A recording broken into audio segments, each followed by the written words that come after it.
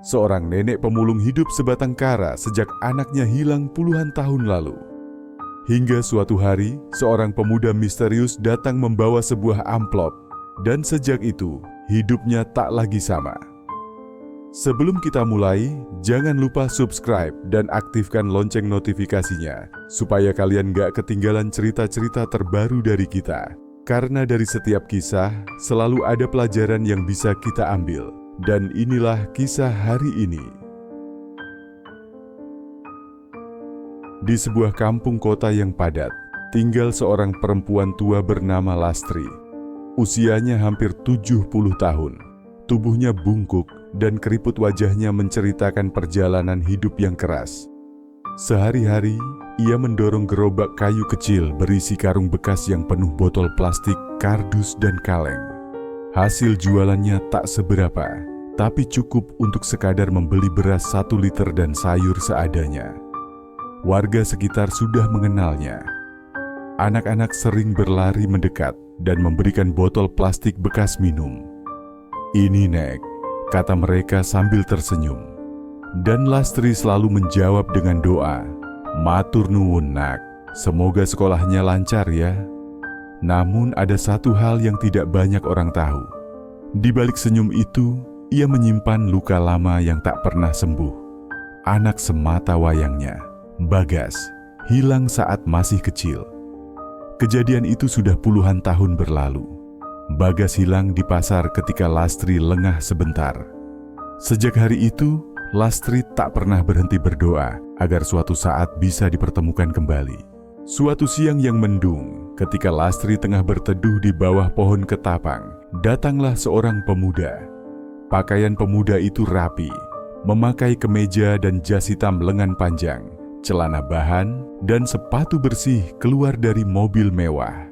Ia berdiri sambil memayungi Lastri dengan payung hitam. "Permisi, Bu, boleh saya berteduh sebentar di sini?" tanyanya dengan sopan. Lastri tersenyum kecil. "Boleh, Nak, sini saja." Mereka terdiam sejenak. Angin membawa aroma tanah basah sebelum hujan turun.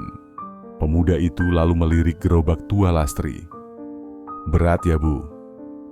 "Kalau sudah biasa, tidak berat. Yang berat itu kalau nggak ada yang beli," jawab Lastri sambil tertawa kecil. Pemuda itu hanya tersenyum. Lalu ia mengeluarkan sebuah amplop cokelat dari tasnya. "Bu, ini ada titipan. Jangan dibuka di sini ya, di rumah saja." Lastri memandanginya ragu. "Titipan dari siapa?" "Dari seseorang yang ingin ibu sehat dan tidak lagi bingung soal makan. Mohon diterima." Entah mengapa, Lastri merasakan kehangatan aneh dari tatapan pemuda itu. Ia akhirnya menerima amplop tersebut dengan 2 tangan. "Terima kasih, Nak. Semoga rezekimu lancar."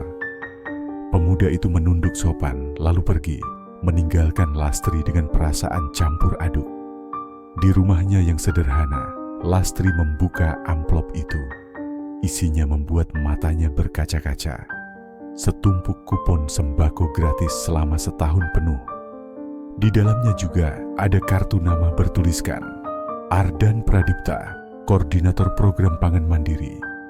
Di balik kartu nama itu ada tulisan tangan, "Semoga sehat selalu, Bu. Maaf atas semua yang tertunda." Lastri tak bisa menahan tangis.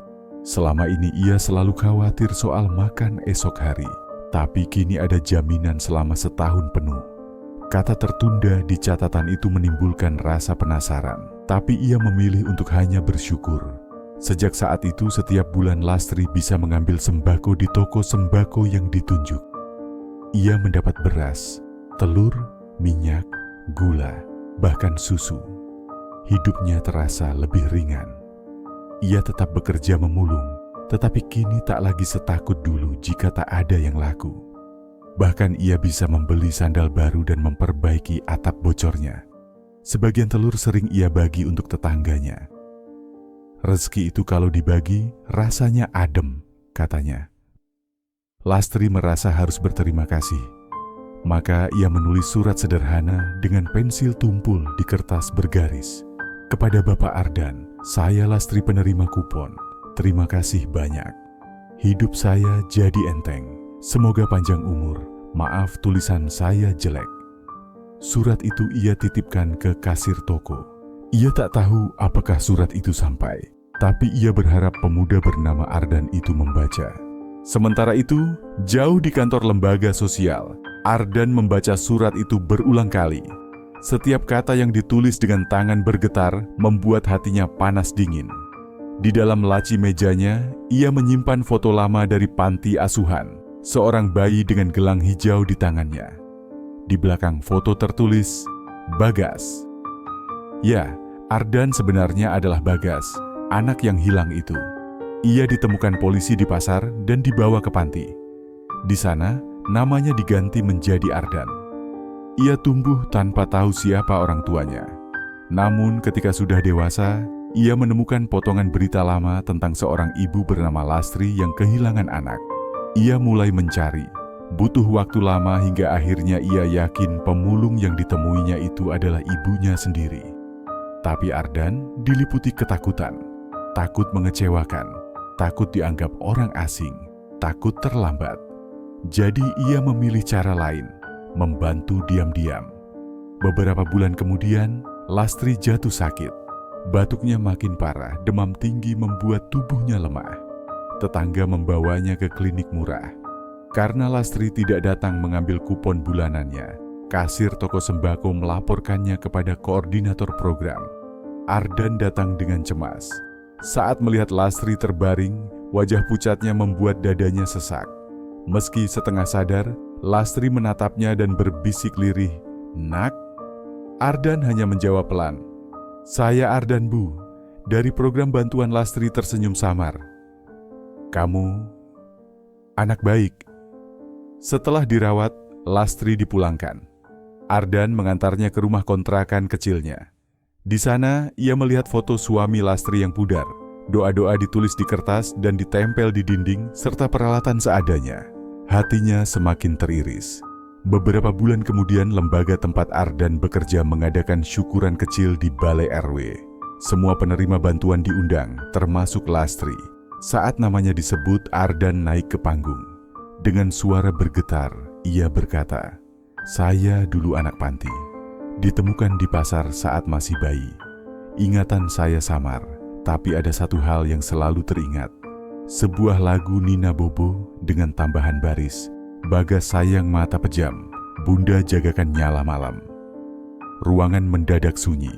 Lastri langsung menutup mulut dengan tangannya. Itu adalah lagu khusus yang dulu selalu ia nyanyikan untuk Bagas. Air matanya jatuh tanpa bisa dibendung. Ardan turun dari panggung, berlutut di depan Lastri. "Bu, kalau Bunda berkenan, bolehkah saya memanggilmu Bunda?" Aku Bagas." Lastri meraba wajah pemuda itu dengan tangan gemetar. Bagas sayang, kamu pulang juga." Ardan menangis terseduh, memeluk tangan ibunya. Orang-orang di sekitar ikut terharu. Beberapa menangis melihat pertemuan yang begitu menggetarkan hati. Hari-hari setelah itu menjadi berbeda. Lastri tidak lagi sendiri. Ardan sering datang, membawakan makanan, membantu mendorong gerobaknya, atau sekadar menemani makan malam dengan bubur sederhana. Tetangga-tetangga pun belajar sesuatu dari kisah mereka. Bahwa doa seorang ibu, meski tertunda puluhan tahun, akhirnya menemukan jalannya. Bahwa kebaikan yang diberikan diam-diam akan kembali pada asalnya. Suatu sore, mereka duduk bersama di taman kecil. Anak-anak berlari-lari, suara tawa memenuhi udara. Lastri lalu menyanyikan lagi lagu Nina Bobo itu. Bagas sayang mata pejam, Bunda jagakan nyala malam. Ardan menggenggam tangan ibunya, tersenyum dengan mata berkaca-kaca. Sekarang gantian Bun, aku yang jaga. Lastri menatap senja yang merona. Allah memang tak pernah meninggalkan. Dia hanya menunda pertemuan ini sampai waktu yang paling indah. Itu dia cerita kali ini. Semoga ada pelajaran berharga yang bisa kita ambil bersama dan menjadi pengingat untuk kita semua agar lebih bijak dalam melangkah. Kalau kamu suka cerita seperti ini, jangan lupa tinggalkan komentar, Bagikan ke teman-teman dan dukung terus dengan subscribe supaya nggak ketinggalan kisah menarik lainnya. Sampai jumpa di cerita berikutnya. Jaga hati, jaga langkah, dan selalu ambil hikmahnya.